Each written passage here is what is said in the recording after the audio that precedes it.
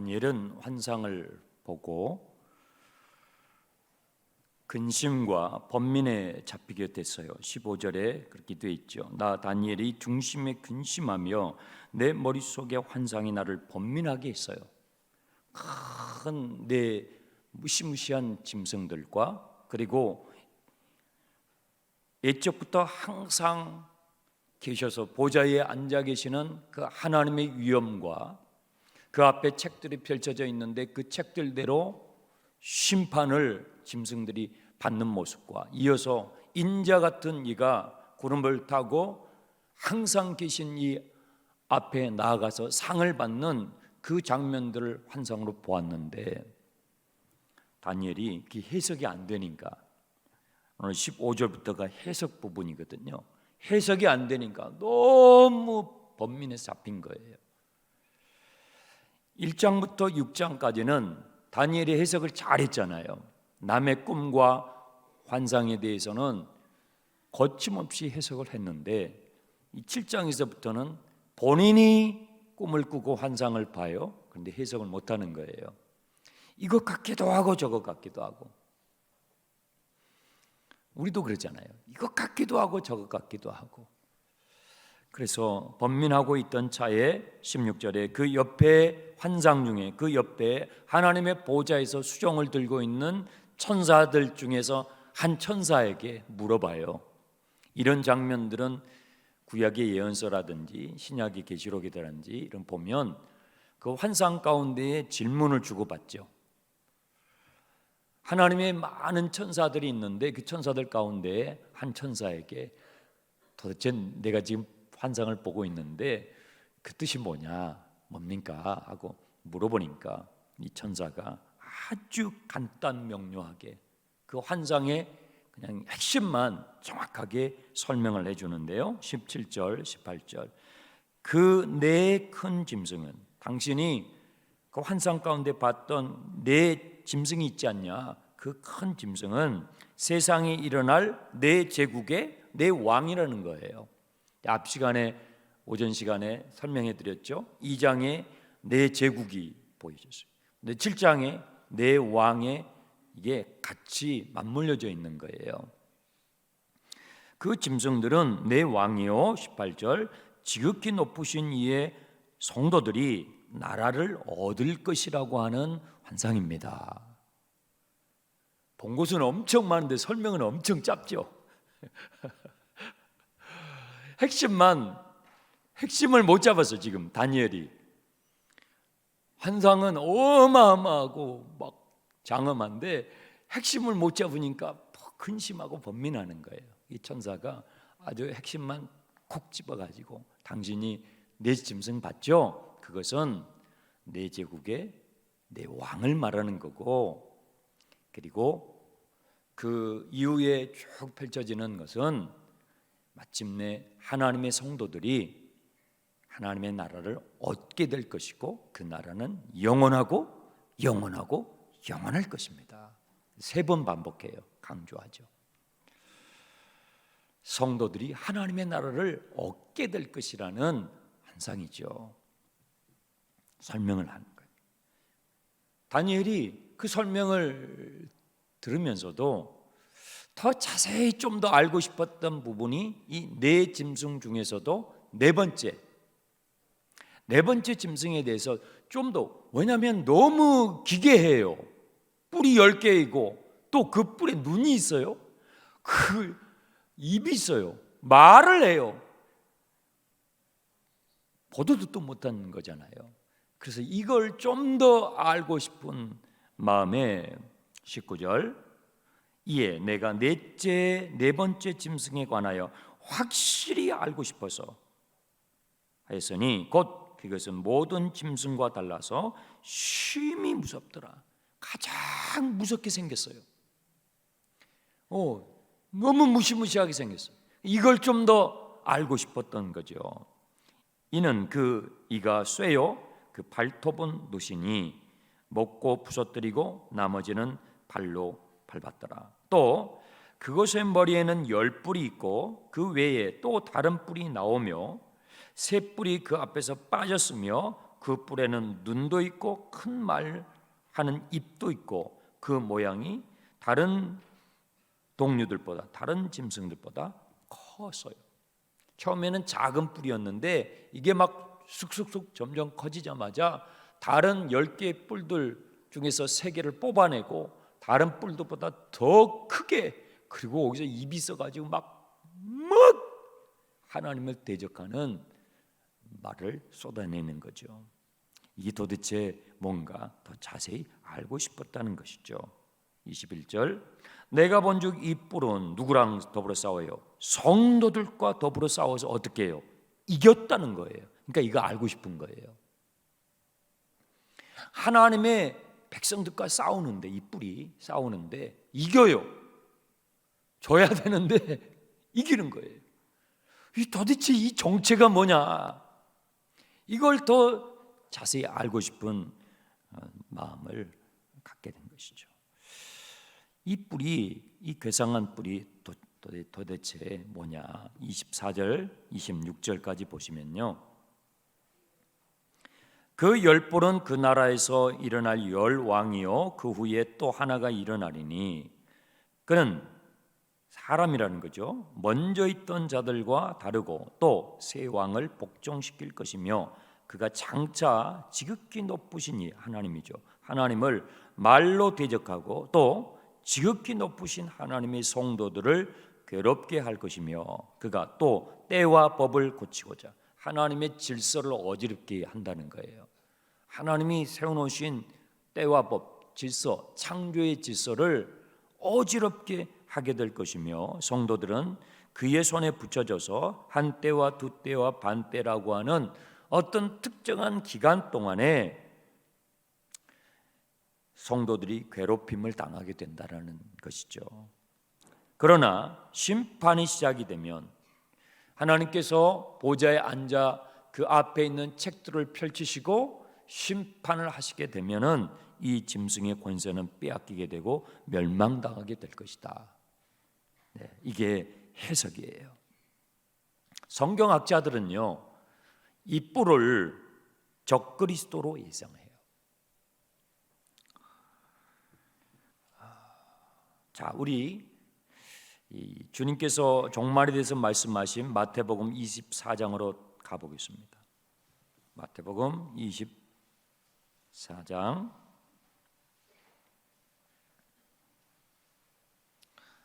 3절에 제자들이 예수님께 질문을 하지요. 예수께서 갈림산 위에 앉으셨을 때에 제자들이 조용히 와서 이르되 우리에게 이르소서 어느 때에 이런 일이 있겠사오며 또 주의 임하심과 세상 끝에는 무슨 징조가 있사오리까? 예수님이 대답하셔요. 너희가 사람의 미혹을 받지 않도록 주의하라. 많은 사람이 내 이름으로 와서 이르되 나는 뭐라고요? 그리스도라고 속일 거라는 거예요. 많은 사람들이 자기가 그리스도라고 사람들을 속이게 될 거라는 것이죠. 여러분, 우리나라에만 자칭 자기가 그리스도라고 메시아라고 하나님이라고 또 어머니 하나님이라고 하는 사람도 있어요. 하여튼 별 인간들이 다 있어요. 이 자칭 메시아, 자칭 그리스도, 자칭 보혜사, 이만희는 자기가 자칭 보혜사라고 책을 냈잖아요. 뻔뻔해요. 어떻게? 책 앞에다가 저자, 보혜사, 이만희 이래놨다니까요. 웃겨요, 정말. 이 우리나라에 자칭 메시아, 자칭 하나님이라고 주장하는 사람들이 인간이 우리나라에만 또 40명이 넘는데요. 그러면 전 세계의 나라가 얼마나 많아요? 그죠? 얼마나 많겠다고요. 마태복음 24장 23절을 보세요. 23절. 그때에 사람이 너희에게 말하되 보라 그리스도가 여기 있다 혹은 저기 있다 하여도 뭐하지 말라. 믿지 말라. 거짓 그리스도들과 많이 일어나는 거예요. 복수형이죠. 거짓 그리스도들과 거짓 선지자들이 일어나 큰 표적과 기사를 보여 하실 수만 있으면, 여러분 표적과 기사를, 이 기적을 보여준다고 해서 쫓아가지 마세요. 우리는 눈에 이렇게 보이는 것 보면 현혹이 돼가지고 이렇게 속아요. 능력이 나타나니까. 귀신도 능력이 있어요. 무당들도 맞추잖아요. 맞추니까 돈벌이 하죠, 그걸로. 귀신의 힘이 있어요. 사단의 힘이 있어요. 그러니까 그런 걸로 속지 말라는 거예요. 표적과 기사를 보여서 할 수만 있거든 택한 자들을 속이게 된다는 것이죠. 보라, 내가 너희에게 미리 경고했다는 거예요. 이런 일들이 반드시 있을 것이기 때문에. 그러면 사람들이 너희에게 말하되, 보라, 그리스도가 광야에 있다 해도 가지 말고, 보라, 골방이 있다 해도 믿지 말아라. 왜 이런 말에 우리가 휘둘리면 안 되냐면요, 번개가 동편에서 나서 서쪽에서 번쩍인 같이 인자의 임함도, 여기서도 예수님이 인자라고 그러잖아요. 인자의 임함도, 번개가 동쪽에서 쳐요.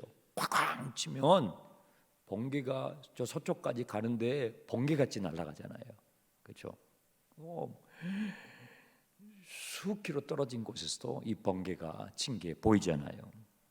그러니까 그런데 저런데 쫓아다니지 않아도 된다는 거예요. 정말 주님이 오실 때는 여러분이 있는 자리에서, 여러분이 맷돌을 갈다가, 여러분들이 밭에 나가서 일을 하다가 다 볼 수 있도록, 우리가 뭐 언제 예루살렘에 갈 것이고 언제 감람산에 갈 것이고, 그냥 우리의 삶의 자리에서 일하고 있다가 학교에 가고 직장에 가고 가정에서 일하고 있다가 주님이 오시는 걸 보게 하신다는 것이죠. 29절 보세요. 그날 환난 후에 즉시 해가 어두워지며 달이 빛을 내지 아니하며 별들이 하늘에서 떨어지며 하늘의 권능들이 흔들리리라. 그때에 인자의 징조, 주님이 오실 때의 징조가 뚜렷하게 있다라는 거예요. 인자의 징조가 하늘에서 보이리라. 여러분이 있는 자리에서 보이게 돼요. 여기저기 휩쓸려 다닐 필요가 없다는 것이죠. 그때에 땅의 모든 족속들이 통곡하며, 왜 통곡해요? 안 오실 줄 알았거든요. 거짓말인 줄 알았거든요. 성경이 거짓말이고 하나님은 있지도 않는 인간들이 만들어낸 소설 같은 이야기로 생각했거든요. 그런데 주님이 오시니까 그때 때를 늦었어요. 통곡하는 거예요. 통곡하며 그들이 인자가 구름을 타고 능력과 큰 영광으로 오는 것을 뭐예요? 보리라. 본다는 거예요. 그가 큰 나팔 소리와 함께 천사들을 보내리니 그들이 그의 택하신 자들을 하늘 이 끝에 있든지 하늘 저 끝에 있든지 사방에서 모으리라. 여러분, 보리라 모으리라. 옆에 계신 분한테 해보세요. 보리라 모으리라. 그래서 여기에 무슨 그리스도가 나타났다, 저기에 메시아가 나타났다, 우르르 저르르 막 갈 필요가 없다는, 전혀 갈 필요가 없어요. 보리라 모으리라. 모으리라가 휴거예요. 여러분들이 저기 박혀 있어도 정말 여러분이 진짜 그리스도인이에요. 그러면 여러분 휴거돼요. 쫙 주님이 올려주셔요. 다 휴거돼요. 사방에, 하늘 끝에 있든지 하늘 저 끝에 있든지 사방에서 모으리라. 그러니까 걱정할 필요가 없어요. 보리라 모으리라.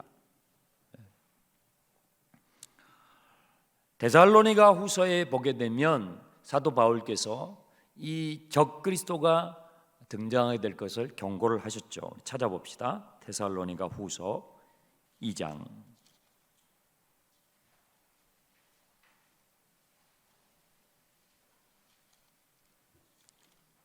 데살로니가 전서와 후서는 사도 바울께서 활동할 때에 초창기에 초기 사역 때에 기록했던 서신이에요. 데살로니가 후서 2장 1절부터 봅시다. 형제들아, 우리가 너희에게 구한 것은 우리 주 예수 그리스도의 강림하심, 이 강림이라는 건 재림이라는 뜻이에요. 재림하심과 우리가 그 앞에 모임에 관하여 영으로나 또는 말로나 또는 우리에게서 받았다 하는 편지로나 주의 날이 이르렀다고 해서 쉽게 마음이 흔들리거나 두려워하거나 하지 말아야 한다는 것이다. 누가 어떻게 하여도 너희가 미혹되지 말라. 먼저 배교하는 일이 있고 저 불법의 사람 곧 멸망의 아들이 나타나기 전에는 그날이 이르지 아니하리라. 불법의 사람이라고 적그리스도를 명시하고 있어요. 그래서 마태복음 24장에 불법이 성하며 뭐가 식어져요? 사랑이 식어지리라. 적그리스도가 나타나게 되면 하나님의 창조의 질서를 다 깨트려요. 오늘 우리가 그런 걸 보잖아요. 그래서 기후 위기 같은 게 오는 거예요. 피할 수 없이 오는 거예요. 또 요한 1서를 보시면 사도 요한께서 이 적그리스도라는 표현을 직접 사용을 하시죠. 요한 1서 2장 18절을 보세요.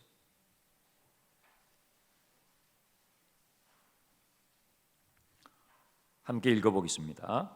아이들아, 지금은 마지막 때라. 적그리스도가 오리라 라는 말을 너희가 들은 것과 같이 지금도 많은 적그리스도가 일어났으니 그러므로 우리가 마지막 때인 줄 아노라. 적그리스도가 오리라 하는 말을 너희가 들었지 않냐? 어제 들었어요. 구약 성경 때 들었죠. 구약에 예언이 되어 있지 않아요? 적그리스도가 오리라는 그 약속을 너희들이 들었지 않느냐?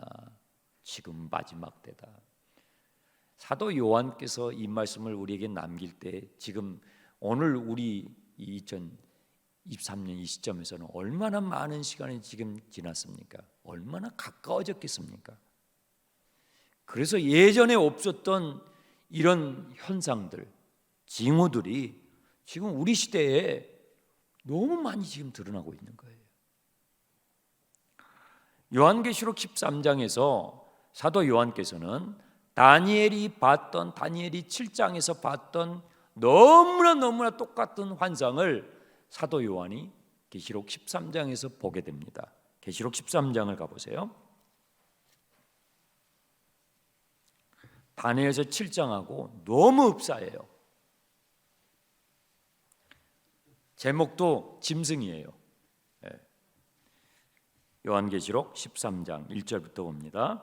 내가 보니 바다에서 한 짐승이 나오는데 뿔이 10이요 머리가 7이라. 더 자세하죠. 다니엘서 7장보다도 더 자세해요. 그 뿔에는 10 왕관이 있고 그 머리들에는 신성모독하는 이름들이 있더라. 내가 본 짐승은 표범과 비슷하고 그 발은 곰의 발 같고 그 입은 사자의 입 같은데 용이 자기의 능력과 보좌와 큰 권세를 그에게 주었더라. 이 사도 요한이 본 이 짐승은 다니엘이 봤던 짐승들이 다 하나로 묶어진 거나 마찬가지. 사자, 곰 이런 표현들이 이 짐승 안에 다 하나로 묶여져 있어요. 그렇죠? 3절 그의 머리 하나가 상하여 죽게 된 것 같더니 그 죽게 되었던 상처가 나음에 온 땅이 놀랍게 여겨 짐승을 따르고 용이 짐승에게 권세를 주므로 이 적그리스도의 권세는요 용이 주는 거예요. 용은 사단을 상징하거든요. 용에게 경배하며 짐승에게 경배하여 이르되 누가 이 짐승과 같으냐? 누가 능히 이와 더불어 싸우려 하더라. 또 보세요. 짐승이 과장을 많이 해요. 그럼 과장을 너무 좋아하지 마세요. 우리는 막 과장하잖아요. 금 한 돈 있는데 금 송아지 있는 것처럼 막 과장. 과장. 이 짐승의 특징이에요. 과정을 막 많이 합니다. 그리고 신성모독의 말. 그 뿔에 있는 입이 하나님을 대적하는 이게 신성모독의 말이에요. 신성모독을 하는 말하는 입을 받아가지고 42달 동안 일할 권세를 받으니라. 그래서 한 때와 두 때와 반 때라고 다니엘서 7장에는 돼 있는데 요한계시록에는 이걸 좀 더 구체적으로 42달 이렇게 표현을 하고 있죠. 6절, 짐승이 입을 열어 하나님을 향하여 비방. 그렇죠. 짐승이 입을 열어서 하나님을 향하여 비방하고 그의 이름과 그의 장막 곧 하늘에 사는 자들을 비방하더라. 네. 또 권세를 받아 성도들과 싸워. 나오잖아요. 성도들과 싸워 이겨요. 그래서 다니엘이 이 궁금했던 거예요. 어떻게 싸워서 이기냐 이 말이에요. 싸워 이기되 각 족속과 방언과 백성과 방언과 나라를 다스리는 권세를 받으니 죽임을 당한 어린 양의 생명책에 창세 이후로 이름이 기록되지 못하고 이 땅에 사는 자들은 다 그 짐승에게 경배하게 되리라. 누구든지 귀가 있으면 들을지어다. 다니엘이 7장에서 봤던 그 환상과 요한계시록 13장에 사도 요한이 본 환상이 너무 일치하잖아요. 사도 요한은 마지막 결론에 해당되는 계시록이기 때문에 더 구체적으로 언급이 되어 있는 거예요. 적그리스도이죠. 마지막 주님이 오실 때에 교회를 대적하고 핍박하는 이 적그리스도의 문화와 적그리스도의 출현을 성경이 예언하고 있는 것이죠. 자, 그러면 다시 본문으로 돌아가서요. 다니엘서 7장 본문으로 돌아가서 이 적그리스도가 핍박을 하는 성도들이 누구냐 이 말이에요. 이 7장에서 성도라는 표현이 자주 나와요. 보세요. 18절에 성도들 나오죠. 21절 성도들 나오죠. 22절 성도들 나오죠. 또 성도들 두 번 나오죠. 또 25절에 성도가 나오죠. 또 25절 뒷부분에 성도들이 나오죠. 27절에 거룩한 백성, 성도들 나오죠. 성도라는 단어가 한 장에서 이렇게 많이 나오는 책이 거의 없어요. 성도들. 적그리스도가 대적하는, 괴롭히는 이 성도가 누구냐면, 이 성도들이 누구냐 이 말이에요. 본문을 자세히 한번 봅시다. 18절. 이 성도들은요, 지극히 높으신 이의 성도들, 이렇게 표현이 돼요. 20절에도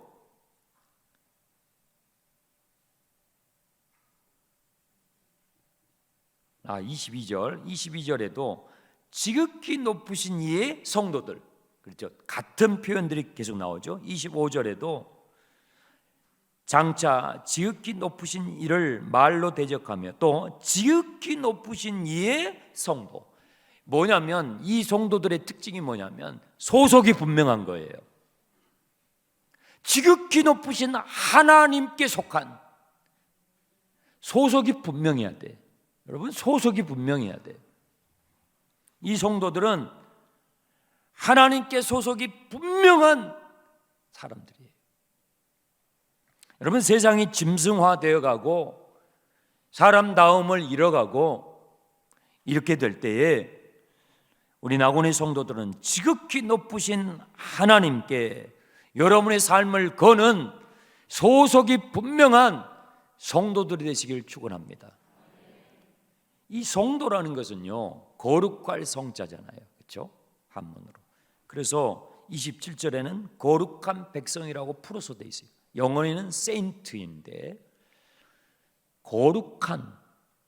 거룩할 성자를 써서 성도라고 합니다. 교회에는 여러 가지 직분이 있지만 그 직분을 다 제한다면 성도만 남습니다. 목사도 성도고 장로, 권사도 다 성도예요. 성도만 남아요. 그 성도라는 뜻은 거룩한 무리들이라는 뜻이죠. 무리도자니까 거룩한 사람들이라는 뜻이죠. 하나님께 소속이 분명한, 하나님께 속한 불같은 시련, 사자굴 같은 믿음의 시련 앞에서도 하나님께 속한 자로 살아가는, 누구처럼? 다니엘처럼, 사드락 메삭 아벳느고처럼 그들이 성도예요.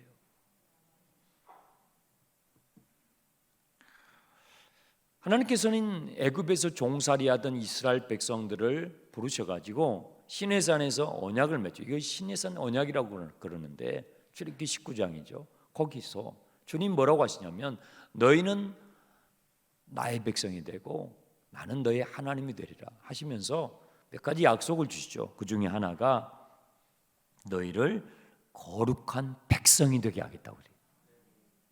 여러분, 노예 생활을 하는 사람들이 거룩이 뭐예요? 거룩이 뭐 하루 먹고 살기도 힘들잖아요. 그런데 하나님께서 그런 죄의 노예살이하는 우리 인생들을 부르신 것은 거룩한 백성으로 성도로 살도록 부르셨다는 것이죠. 구원은 성도로서의 부르심입니다. 거룩한 사람들의 삶으로의 부르심이에요. 그래서 바울 사도께서는 바울 서신을 쓸 때에 로마서 1장을 가봅시다. 로마서 1장에 로마의 성도들에게 편지를 썼잖아요. 그때 이렇게 표현을 하는 거예요. 로마서 1장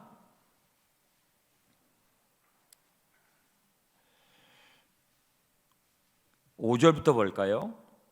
그로 말미암아 우리가 은혜와 사도의 직분을 받아 그의 이름을 위하여 모든 이방인 중에서 믿어 순종하게 하였나니 너희도 그들 중에서 예수 그리스도의 것으로 부르심을 받은 자니라. 로마에서 하나님의 사랑하심을 받고 무엇으로? 성도로 부르심을 받은 모든 자에게 하나님 우리 아버지와 주 예수 그리스도로부터 은혜와 평강이 있기를 바란다. 네. 성도는요, 예수 그리스도의 것으로 소속이 분명해요. 하나님의 사랑을 입은 사람, 하나님의 사랑. 내가 성도가 된 것은요, 여러분이 잘나가지고, 여러분이 똑똑하고, 여러분이 공로로 아주 의롭고 바르게 멋지게 살아서 하나님께서 여러분에게 사랑을 베푸셔가지고 성도라고 붙여준 게 아니고 그것이 아니고 반대죠. 반대. 주님의 은혜죠. 주님의 은혜로 내 모든 허물을 주님이 십자가에서 담당해 주심으로 주님의 은혜로 그냥 선물로 우리를 성도로 불러주신 거예요. 그래서 바울 사도는 고린도전서 1장 그 다음 책으로 가보세요. 고린도전서 1장에서도 이렇게 고린도 교회 성도들에게 이렇게 편지를 썼어요. 1장 1절 읽어보겠습니다. 하나님의 뜻을 따라 그리스도 예수의 사도로 부르심을 받은 바울과 형제 소스데네는 고린도에 있는 하나님의 교회 곧 그리스도 예수 안에서 거룩하여지고 성도라 부르심을 받은 자들. 그렇죠. 우리의 행위가 아니에요. 우리가 올바르게 정의롭게 공의롭게 살아가지고 아니에요. 그리스도 예수 안에서 거룩해진, 그렇죠? 주님이 십자가에서 내 허물과 죄를 담당해 주셨기 때문에 예수 그리스도 안에서 선물로 거룩해진 우리를 성도라고 불러주시는 거예요. 고린도 교회 신자들 아시죠? 얼마나 싸움을 잘하는지. 파가 네 파나 돼요. 대파, 양파, 무슨 파. 파가 네 파나 있어가지고 아주 모였다 하면, 근데 또 은사는 얼마나 많이 받았는지 몰라요. 성도예요. 우리가 보기에는 웃겨. 그런데 주님은 성도라고 불러줘요. 우리의 행위나 우리의 공로가 아니에요. 예수 그리스도 안에서 거룩해진 성도로 부름받은 저와 여러분인 것을 믿으시 바랍니다. 자, 다시 다니엘서 7장 28절 본문으로 돌아오세요. 마지막 구절이죠. 28절. 그 말이 이에 그친지라 나 다니엘은 중심에 번민하였으며 내 얼굴빛이 변하였으나 내가 이 일을 마음에 간직하였다. 다니엘은요, 해석을 알지 못했을 때도 번민했어요. 그런데 해석을 알고 나서도 27, 28절에 해석을 다 알고 나서도 번민했다고 그래요. 이상해요.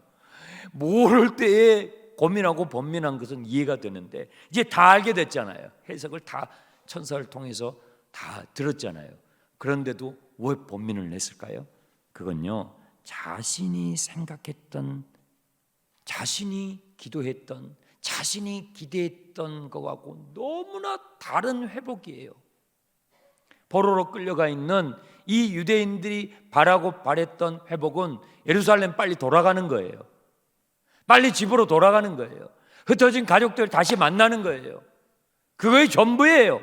빨리 70년 지나서 여기서 잘 버텨가지고 예루살렘 돌아가서 흩어져 있는 가족들, 엄마, 아빠, 동생들, 가족들 다 만나는 그것이 그들에게 기도의 제목이에요. 전부예요. 그런데 하나님께서 다니엘에게 주시는 환상은요, 그것보다 훨씬 더 커요.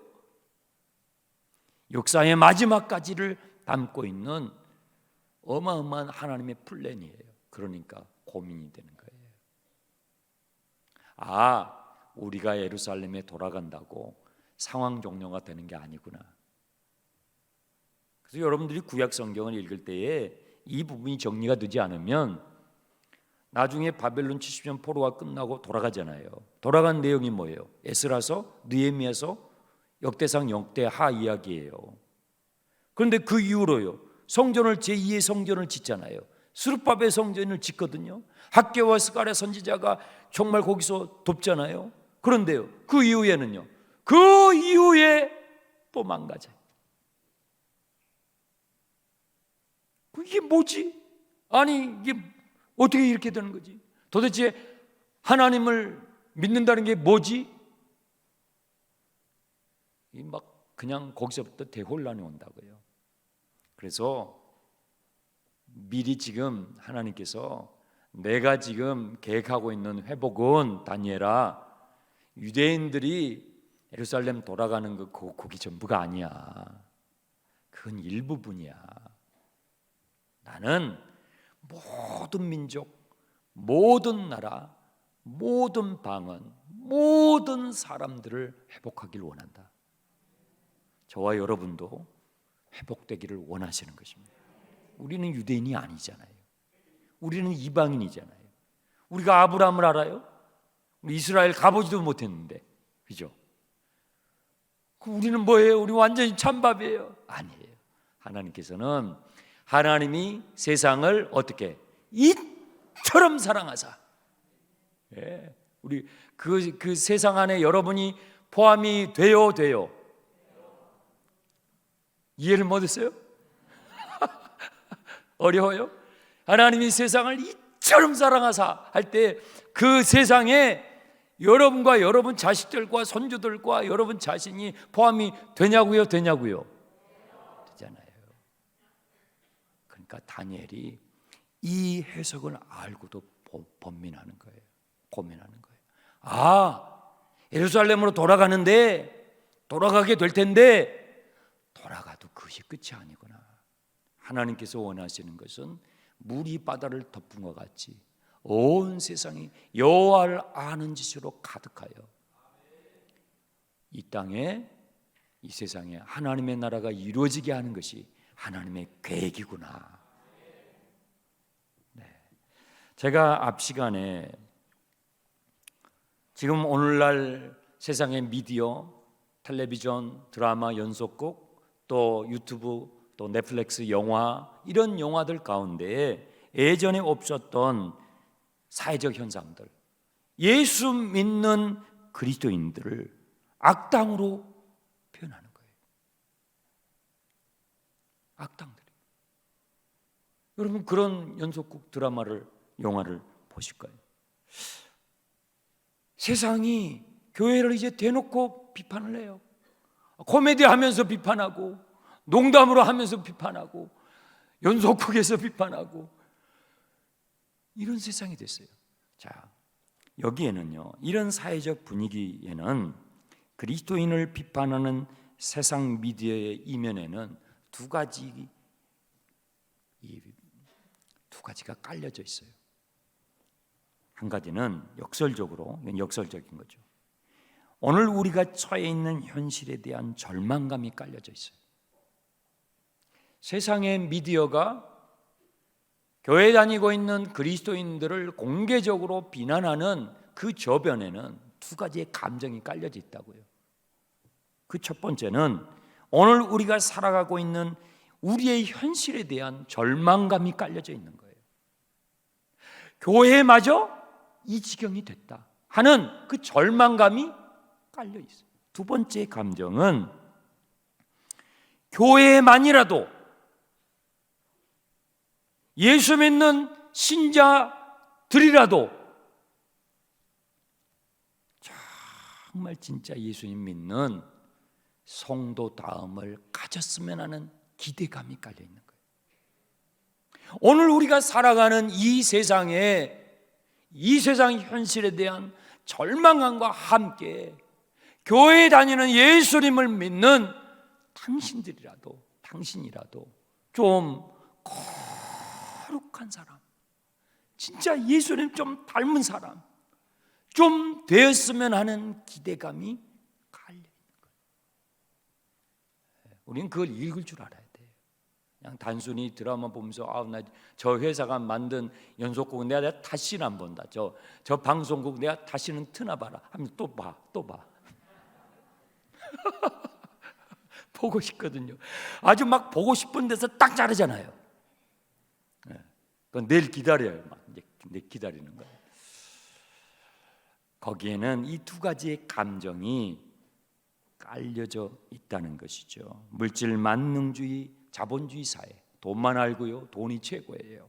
무신론적인 진화론, 하나님 없어요. 하나님 어디 있어요?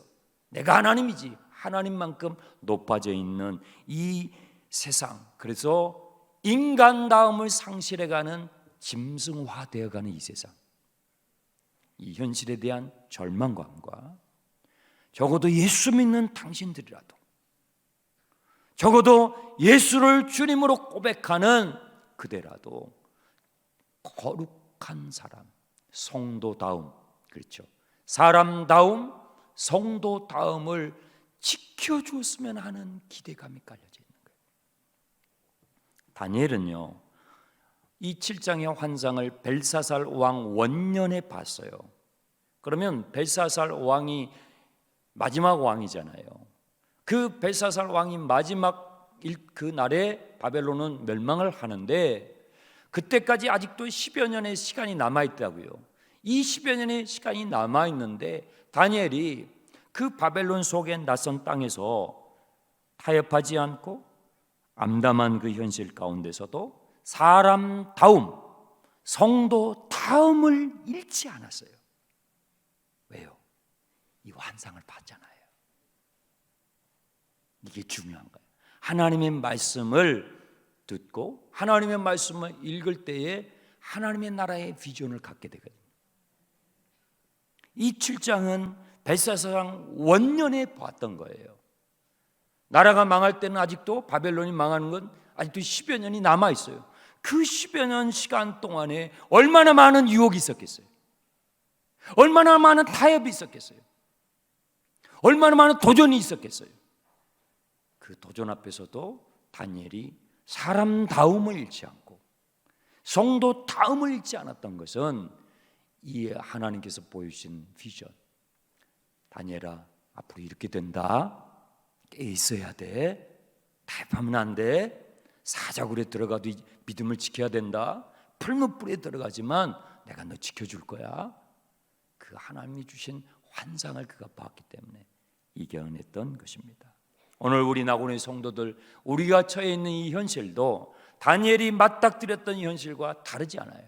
오히려 이제 앞으로 더 심화될 거예요. 우리 주변의 상황들 가운데 적그리스도적인 이런 사회적 분위기가 더 고조될 거예요. 그때 오늘 우리가 보았던 이 말씀처럼 사람다움을 지켜가며 성도다움을 끝까지 지켜 주님께 붙어있는 저와 여러분 되시길 주님의 이름으로 축복합니다. 기도합시다. 살아계신 하나님 아버지, 다니엘서 7장의 말씀을 나누었습니다. 다니엘에게 환상으로 보이셨던 말씀, 그들은 단지 예루살렘의 회복만을 위하여 기대하고 있었지만 하나님께서는 온 세상을 향한 회복, 독생자를 주심으로, 십자가에서 내어주심으로 우리 모두를 회복하시는, 구원하시는 하나님의 비전이었습니다. 주님, 이 비전이 교회의 비전이 되게 하시고 이 비전이 우리의 비전, 나의 비전이 되게 주옵소서. 예수님의 이름으로 기도합나이다.